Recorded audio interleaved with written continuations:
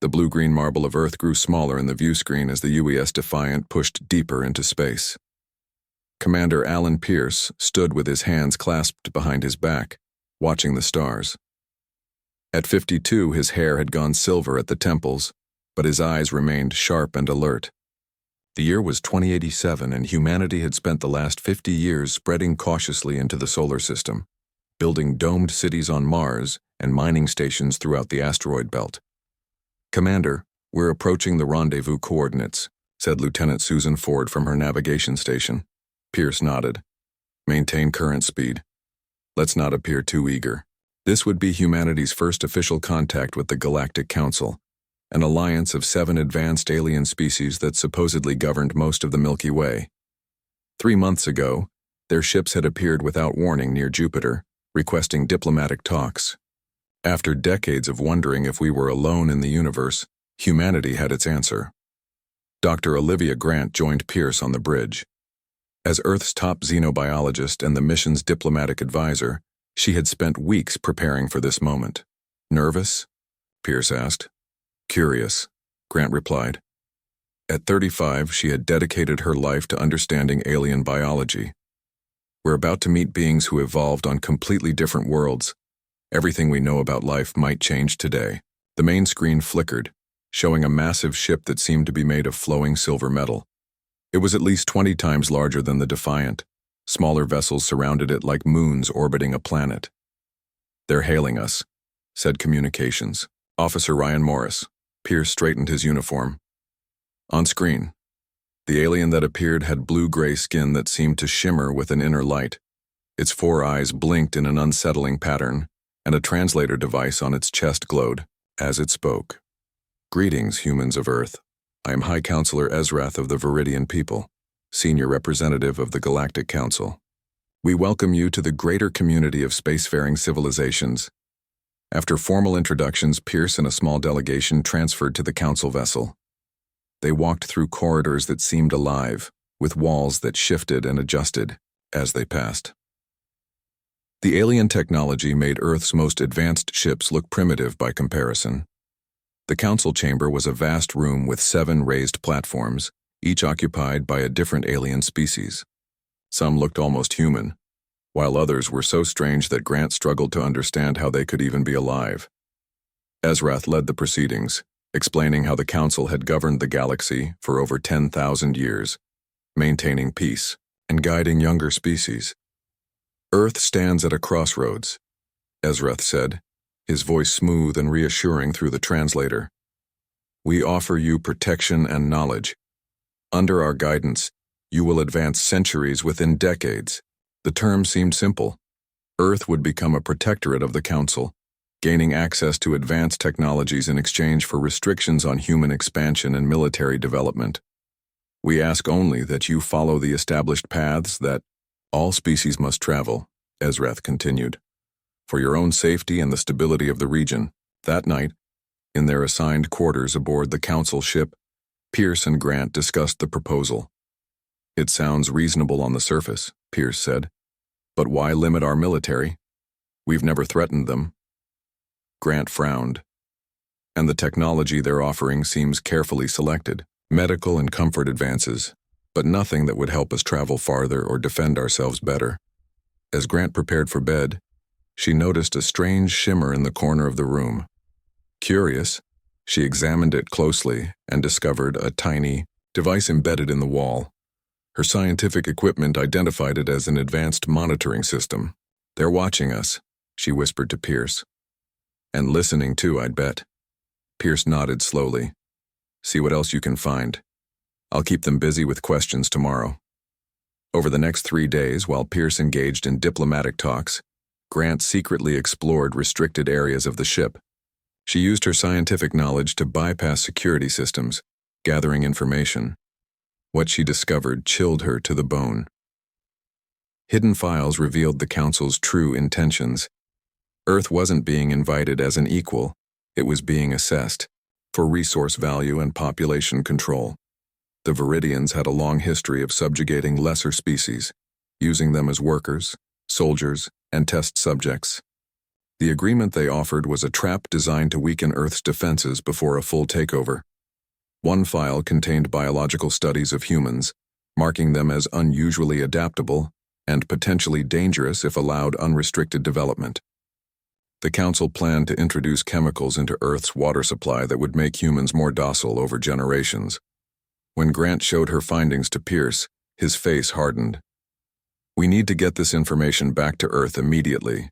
Quietly prepare to leave." Lieutenant Gregory Kemp, their pilot, began planning an emergency departure. But before they could act, alarms blared throughout the ship. "They know," Pierce said grimly. The Council security forces surrounded their quarters. Pierce ordered his team to grab only essential items and evidence of the Council's plans. They fought their way to the shuttle bay, but were heavily outnumbered. "Someone needs to get this information back to Earth," Pierce told Kemp, handing him a data drive. "The rest of us will create a diversion." As Pierce, Grant, and the others engaged the Council forces, Kemp slipped away to a small shuttle. The last thing he saw before launching was Pierce being overwhelmed by alien guards and Grant falling after a blast hit her squarely in the chest. The shuttle barely escaped, with 3 Council ships in pursuit. Kemp pushed the engines beyond safety limits, using the asteroid belt to shake his pursuers.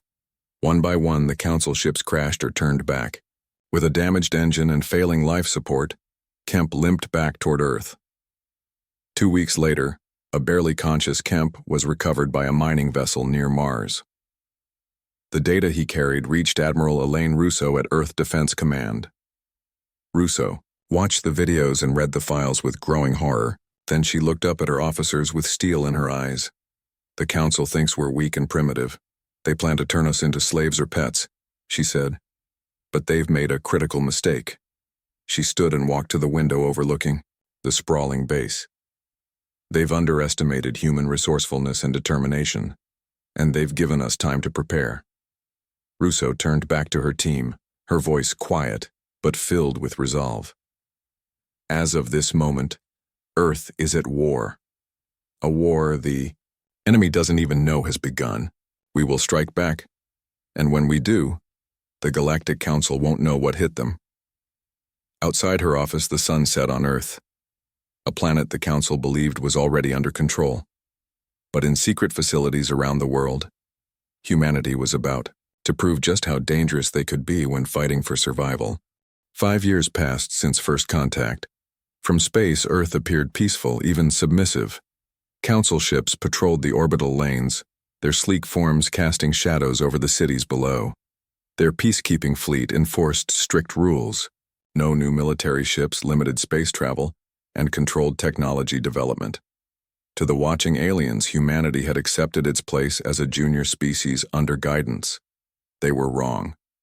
100 meters beneath the Pacific Ocean, in a facility unknown to the Council, Admiral Elaine Russo studied holographic displays showing the positions of alien patrols. At 63, she had postponed retirement when the alien threat emerged. Now her gray hair was cut in a severe military style, and she rarely slept more than 4 hours a night. "Status report," she said to the room of officers and scientists. Colonel William Hayes, her second-in-command, stepped forward. "Production Facility 7 is now online. That puts us at 85% of planned manufacturing capacity." Russo nodded with satisfaction. The Earth Defense Initiative had spent 5 years building hidden facilities in ocean trenches, inside mountains, and beneath the surface of the moon, places the Council's sensors couldn't penetrate. "And Project Prometheus?" she asked. A thin man with tired eyes stood up from his workstation. Dr. Nathan Wells had once been a professor of theoretical physics at MIT. Then the Council had bombarded Seattle during a demonstration of peace enforcement, killing thousands, including his wife. "Final testing was successful," Wells said, pulling up a video. "Watch." The screen showed a small human ship approaching a salvaged piece of Council shield technology. The ship fired what looked like a normal energy weapon, but instead of being stopped by the shield, the beam passed through as if the shield wasn't there. "It works by mimicking the frequency signature of their own systems," Wells explained. "Their shields are programmed to allow friendly fire to pass through for coordinated attacks. We're essentially making our weapons appear friendly to their defenses. Russo allowed herself a small smile. How many weapons can we outfit with this technology? All of them, Wells replied. The modification can be applied to everything from handheld guns to ship-mounted cannons. The hard part was cracking their recognition codes. Once we had that, implementation was relatively simple. Across the room, a communications officer raised her hand. Admiral, we're receiving a signal from Operation Homecoming. Russo's expression tightened. Put it through. A grainy video appeared on the main screen. It showed a woman in a dark uniform, her face partially obscured. This is Major Samantha Reeves. Operation successful. Package secured. Requesting extraction at the secondary location. Time is critical. Understood, Russo replied. Extraction. Team is on its way. Bring them home, Major. As the communication ended, Hayes looked questioningly at Russo. They got them out, she explained. Pierce and the others. On Europa, Jupiter's ice-covered moon, Major Samantha Reeves and her team moved quickly through the service tunnels of the Council detention facility. Unlike the grand vessels the aliens showed to Earth diplomats, this place was cold and functional, a prison built to contain problematic species. Reeves checked her wrist display. 5 minutes until the next patrol. How's he doing? 2 soldiers carried a semi-conscious man between them. Commander Alan Pierce. 5 years of alien captivity had left him thin and pale, but his eyes still held the same determination. I can walk, Pierce insisted, though he stumbled as they released him. Behind them came more rescued prisoners, 15 humans who had been part of the original diplomatic mission, and one surprise. Dr. Olivia Grant moved under her own power, though her gait was uneven. The right side of her face bore unusual scars, and her right arm had been replaced with what appeared to be alien technology. They've been experimenting on us, she told Reeves, studying how humans adapt to trauma, how our minds process pain, how our bodies accept or reject foreign tissue. Why? Reeves asked as they reached the hidden shuttle.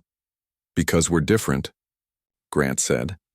Most species the Council encounters are specialized, evolved for specific environments with predictable behaviors. Humans are generalists. We adapt faster, think more creatively. It frightens them. As the shuttle lifted off from Europa's surface, using the moon's magnetic field to hide from Council sensors, Pierce briefed Reeves on what they had learned in captivity. The Council doesn't just want to control us, he said. They want to remake us. The Viridians have ruled for thousands of years by ensuring no species ever challenges them. When they find a potential threat, they modify it, through selective breeding, chemical treatments, or direct genetic manipulation. Grant nodded. The programs they described to me would begin with mass sterilization of undesirable human genetic lines, then removal of subversive elements, anyone who questions authority or shows too much initiative. When? Reeves asked. Soon, Pierce replied. We overheard guards discussing the arrival of a special fleet, large ships designed for population management. They're scheduled to begin operations within 3 months. The shuttle docked with a disguised mining vessel hiding in the rings of Saturn. As the group transferred ships, Reeves sent the successful extraction report to Earth. 2 days later, in the underwater base, Admiral Russo called an emergency meeting of the EDI leadership. Commander Pierce and Dr. Grant, still recovering but insistent on attending, sat at the table with Dr. Wells and other department heads. The Council is moving faster than we anticipated, Russo announced. Based on the intelligence provided by Commander Pierce and Dr. Grant, we need to accelerate our timeline. She turned to Wells. Is Prometheus ready for full deployment? He nodded. We can equip all built units within 2 weeks. Make it 1, she said, then turned to her military commanders. The fleet is at 70% of planned strength. It will have to be enough. Colonel Hayes frowned. Admiral, we planned for another year of preparation. We don't have another year, or even another 3 months. Russo stood and walked to the wall display, which showed the solar system. Small red dots indicated known Council positions. We've spent 5 years building in secret, gathering intelligence, and developing countermeasures. We won't get stronger. By waiting, only more discovered. She turned to face them again. The Council believes us to be primitive, obedient, and thoroughly watched. That is our only advantage. Dr. Wells spoke up. The virus is ready too. During technological exchanges with the Council, Wells had secretly embedded dormant computer viruses in alien systems. Programs designed to lie hidden until activated, then disrupt communications, navigation, and weapons systems. Russo nodded. Then we move forward. Operation Thunderbolt begins in 10 days. As the meeting ended, Pierce found Russo in her office. "Admiral, there's something else you should know," he said. "The Council isn't united. During my captivity, I noticed tensions between species. The Viridians control through technological superiority, but some of the others resent their dominance. Can we exploit these divisions?" Russo asked. "Possibly.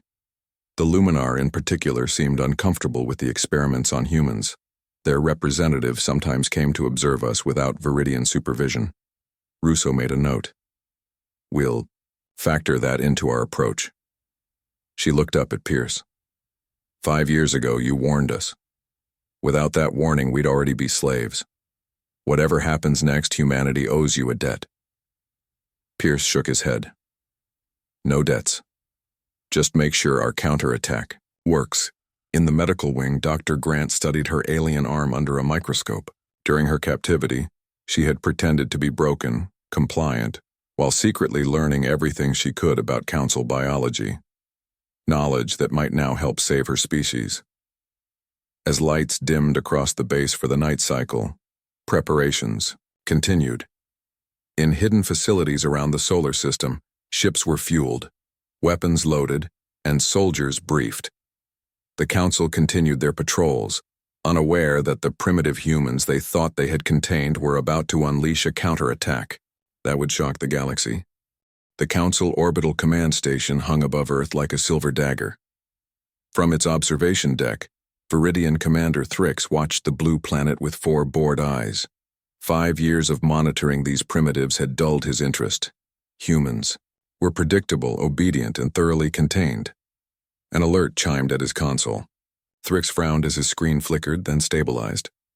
"Minor system fluctuation," reported a technician. "Probably solar interference." Thrix nodded and returned to his reports. He didn't notice when, for exactly 2.7 seconds, every Council monitoring system throughout the solar system went dark. In that brief window, 100 hidden human ships activated their engines. Deep beneath the Pacific, Admiral Russo gave the order, "Execute Operation Thunderbolt." Dr. Wells pressed a glowing red button on his console. Across the solar system, dormant viruses embedded in Council networks awakened. Council ships suddenly lost contact with each other. Navigation systems showed false readings. Weapons went offline. What seemed like minor glitches quickly cascaded into system-wide chaos. "Phase 1 complete," Wells announced. "Their network is compromised." Russo nodded grimly. "Launch Phase 2. In the asteroid belt, Captain Frank Martinez sat in the command chair of the UES Vengeance. Once a simple mining vessel, it now bristled, with weapons incorporating the Prometheus protocol. 20 similar ships surrounded him, each crewed by miners, soldiers, and engineers who had trained in secret for this moment. "All ships report ready, Captain," said his first officer. Martinez took a deep breath. "Begin approach, remember the plan, take prisoners when possible. We need their officers alive." The mining fleet moved toward Mars, where a major Council base controlled the inner system. The Council ships outnumbered them 5-1, but as the human vessels came into range, something unexpected happened. Nothing. The Council ships didn't fire. Their advanced targeting systems showed no approaching vessels, thanks to the virus corrupting their sensors. "They can't see us," Martinez said with a grim smile. "Fire at will." The human vessels opened fire. The Prometheus-enhanced weapons sliced through Council shields as if they weren't there. Council crews panicked as their supposedly impenetrable defenses failed. Within minutes, 15 Council ships had been disabled. The Council commander finally realized what was happening and ordered all ships to switch to manual controls, bypassing the compromised computers. But years of relying on automation had left many crews unprepared for manual operation. Meanwhile, across the solar system, more battles erupted as humanity launched its coordinated attack. Lieutenant Gregory Kemp, now commanding the UES Defiant, named after the ship lost 5 years earlier, led the assault on the Jupiter defense perimeter. His ships used the asteroid belt in ways the Council never expected, detonating mining explosives to create debris fields that confused what sensors the aliens had left, and hiding behind larger rocks to launch surprise attacks. They're running on backup systems now, Kemp told his crew. Their ships are blind and their weapons are at half power. This is our chance. At the detention facility on Europa where Pierce and Grant had been held, a special team led by Major Reeves deployed. Dr. Grant's secret weapon, a gas that specifically targeted viridian biology. The compound didn't kill, but caused temporary paralysis in the dominant alien species. Remember, we're not here for revenge, Reeves told her soldiers as they secured the facility. We're here for justice and to ensure our survival. Back at Earth, the largest battle was unfolding. Commander Pierce, despite still recovering from his captivity, insisted on leading the assault on the orbital command station. 6 retrofitted cargo ships approached the massive council structure. They're hailing us, said his communications officer. Pierce nodded. Put them through. Commander Thrix appeared on screen, his 4 eyes wide with disbelief. What is the meaning of this? Stand down immediately or face annihilation. No, Pierce said simply. For 5 years you've controlled our planet, restricted our growth, and planned our eventual subjugation. That ends today. Thrix's skin darkened with anger. You, primitive fools. One command from me and our fleet will reduce your cities to ash. Pierce smiled coldly. Try sending that command. I don't think your communications are working very well right now. As Thrix frantically tried to contact his fleet, Pierce's ships surrounded the station and fired precisely targeted shots that disabled its engines and weapons. A boarding team led by Pierce himself entered the station through service airlocks. Council security forces responded, but they were confused by contradictory orders from their malfunctioning systems. Human soldiers, wearing armor with Prometheus-enhanced shields, pushed forward section by section. Pierce fought his way to the command center where a stunned Thrix was still trying to regain control of his forces. Impossible, the alien commander muttered as Pierce's team secured the room. You were contained, monitored. How did you build all this without us knowing? You underestimated human determination, Pierce replied, and our capacity for deception. Within 3 hours, the orbital command station was under human control. Similar victories were reported throughout the solar system as Council forces, cut off from each other in their central command, surrendered or retreated. In the Mars orbital sector, Captain Martinez's forces captured 3 intact Council battlecruisers. With their crews, the advanced ships would provide invaluable intelligence and technology. The inner system is secure, Martinez reported to Admiral Russo. Minimal casualties on both sides. Lieutenant Kemp's forces had similar success at Jupiter. We've disabled their communications relay at Ganymede, he reported. They can't call for reinforcements from outside the system. One by one, human forces liberated the solar system. The Council, with its rigid military doctrine and reliance on technological superiority, couldn't adapt to human unconventional tactics.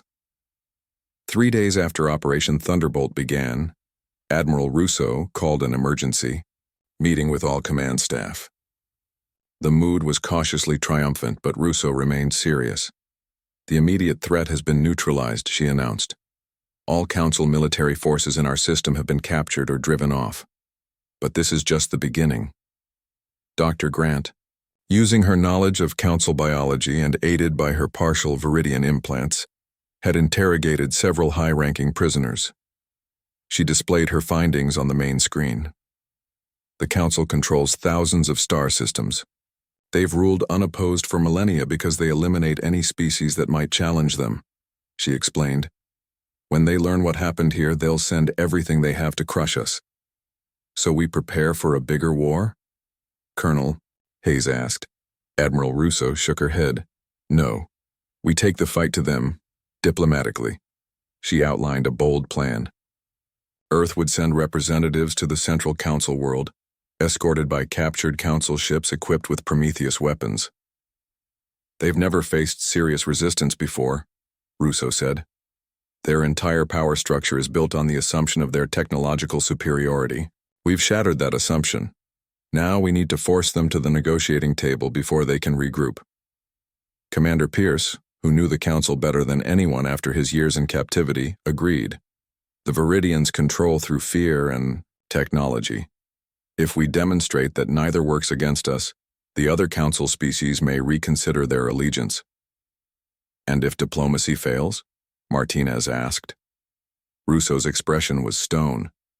Then we show them that attacking Earth was the worst mistake they ever made. As the meeting ended, Dr. Wells approached Grant. Your arm, he said, gesturing to her alien prosthetic. I could try to replace it with human technology if you want. Grant looked at the metallic limb thoughtfully. No. It reminds me of what they did and what they plan to do to all of us. Some scars should remain visible. Across the solar system, humans emerged from hiding, looking up at skies no longer dominated by alien ships. For the first time in 5 years, Earth was free. But the greater challenge was just beginning. Council surveillance probes at the edge of the solar system had recorded the human victory and were already transmitting the news to distant stars.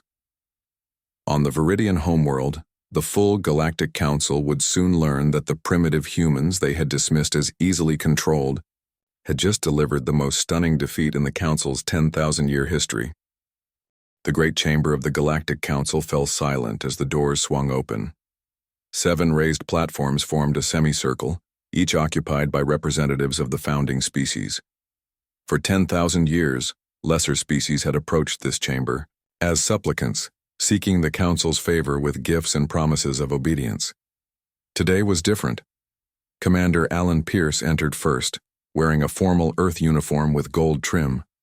Behind him came Admiral Elaine Russo and Dr. Olivia Grant.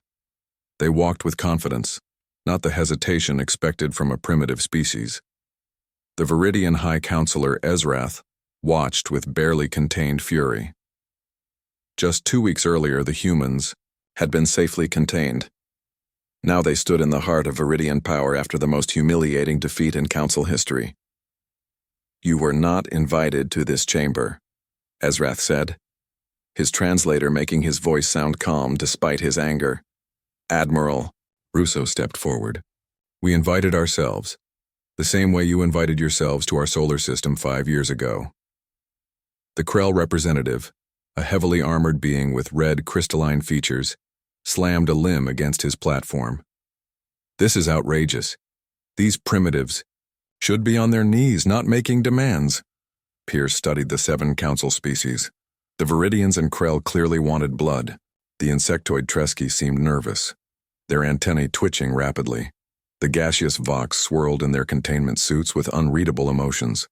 The plant-like arbor representatives remained still, photosynthesizing under the chamber lights. The reptilian seraphs watched with cold calculation. Only the luminous luminar, their bodies glowing with soft blue light, showed what might be sympathy in their large, expressive eyes. We come to negotiate peace, Pierce announced. Not as a conquered species, but as equals. Ezrath laughed, a harsh sound even through the translator. Equals. You controlled a single star system for barely a century before we arrived. The Viridians alone have ruled 5,000 systems for millennia. And yet, Admiral Russo said calmly, your ships now litter our solar system, disabled by our weapons. Your commanders sit in our holding cells. Your orbital station flies our flag. She stepped forward, activating a holographic display that showed the battles in Earth's solar system. Council representatives murmured as they watched their supposedly superior forces fall to human tactics and technology. We could have killed them all, Russo continued. Instead, we took prisoners and treated them with dignity, because we're not here for revenge. We're here to establish a new relationship. The Luminar representative, named Solarin, spoke for the first time. What are your terms, humans? Dr. Grant activated her own display, her part alien arm interfacing directly with the Council technology. First, Earth and the entire solar system will remain fully sovereign, with no restrictions on our development or expansion. She swiped to the next image.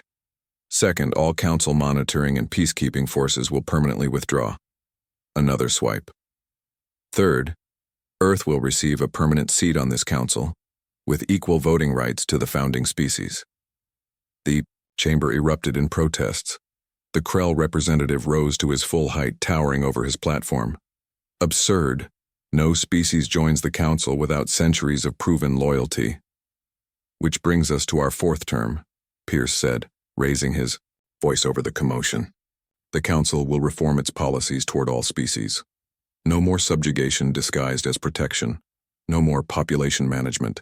No more treating younger species as resources to be harvested or threats to be neutralized. Ezrath's 4 eyes narrowed. And if we refuse these on terms? Admiral Russo stepped forward again. Then we share what we know. She activated another holographic display, showing historical records from the Council's own archives, records Dr. Grant had discovered during her captivity and Lieutenant Kemp had recovered from captured vessels. These show how the Council, particularly the Viridians, have systematically suppressed dozens of species over thousands of years. How you've sterilized populations, engineered plagues to reduce problematic genetic lines, and deliberately stunted technological growth. The display showed planet after planet, species after species, all victims of the Council's guidance. Most Council species don't even know the full truth, Russo continued. But we're prepared to broadcast these records throughout Council space. Every subjugated world will learn how they've been manipulated and controlled. The chamber fell silent. Again, but this time with a different quality, shock and perhaps fear. The Luminar representative Solarin glowed more brightly, a sign of emotional intensity. I have long questioned certain Council policies. If these records are accurate, they confirm my worst suspicions. Ezrath turned to his fellow Council members. This is blackmail. These primitives threaten the stability of the galaxy. We must unite and crush them completely. The Krell agreed immediately, their crystal structures flashing with aggressive patterns. But the other Council species seemed less certain. The Seraph representative spoke, her voice a melodic hiss. The humans defeated our best forces using our own technology against us. A direct conflict might spread their innovation to other worlds under our control. The Tresky clicked their mandibles nervously. Perhaps we should consider their terms. Limited concessions might preserve the greater Council structure. While the Council argued among themselves, Dr. Grant stepped closer to the Luminar platform. There's another option, she said, her voice carrying clearly through the chamber. All eyes turned to her. We don't just want concessions, we want partnership. She activated her display again, showing medical and scientific advancements humans had developed. During my captivity, I learned that the Council species have become stagnant. You've ruled so long, you've stopped innovating. She raised her alien arm. The Viridians gave me this as an experiment, studying how humans adapt to trauma. What they didn't expect was how I would improve it. Grant demonstrated how she had modified the prosthetic, enhancing its functionality beyond the original Viridian design. Humans don't just survive challenges, we grow stronger from them. We can offer the Council species something you've lost: adaptation, creativity, new perspectives. Solarin's glow pulsed with interest. What exactly are you proposing? A true exchange, Grant replied. Not the controlled technology transfers the Council has offered other species, but genuine collaboration. Human medical advances, engineering innovations, scientific approaches, shared openly with all Council worlds.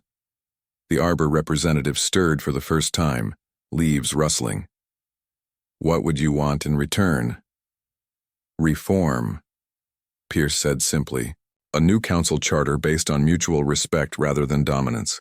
Protection for developing species rather than exploitation. And yes, Earth's rightful place among you. The Council chambers erupted in debate again.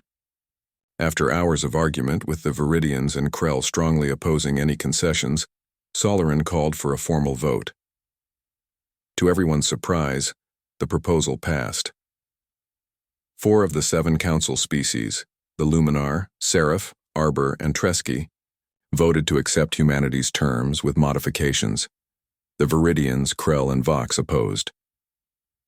1 week later, in the same chamber, representatives from all council worlds gathered to witness the signing of the Terran Accord. The document formally recognized Earth's sovereignty, established humanity's place on the council, and created new protections for all developing species. Commander Pierce was appointed as Earth's first council representative. Dr. Grant would lead a new multi-species scientific initiative, combining knowledge from across the galaxy. Admiral Russo returned to Earth to continue strengthening human defenses, knowing that not all council species had accepted the new reality. After the ceremony, Pierce found himself alone with Solarin, the Luminar representative who had supported Earth's cause. "In 10,000 years of council history," Solarin said, his light pulsing softly, "no species has ever done what yours has accomplished in mere days." "What made the difference?" Pierce asked. "Most species fight for survival," Solarin replied. "That makes them predictable. You humans fought for something more, the right to determine your own destiny. That made you dangerous and admirable." Solarin's glow brightened. The old council ruled through fear and superior technology. Those tools failed against humanity. Perhaps it was time for change. As Pierce prepared to return to Earth, he looked out at the stars from the council station. Thousands of worlds that had lived under council rule for generations would now experience a new kind of relationship with the galactic community. Earth's ruthless counterattack had not just saved humanity, it had transformed the galaxy. Back on Earth, Dr. Wells sat on a bench in a Seattle park that had been rebuilt after the council bombardment 5 years earlier. Children played nearby, their laughter carrying on the breeze. Among them was a young Viridian child, part of the first cultural exchange program between Earth and Council worlds. Wells watched the alien child join a game with human children, adapting quickly to their rules and adding new elements from its own culture. The sight brought an unexpected smile to his face. Perhaps this was humanity's greatest victory, not just surviving the Council's plans, but creating something better from the ruins of conflict. A future where Earth stood not as a subject world or a conquered civilization,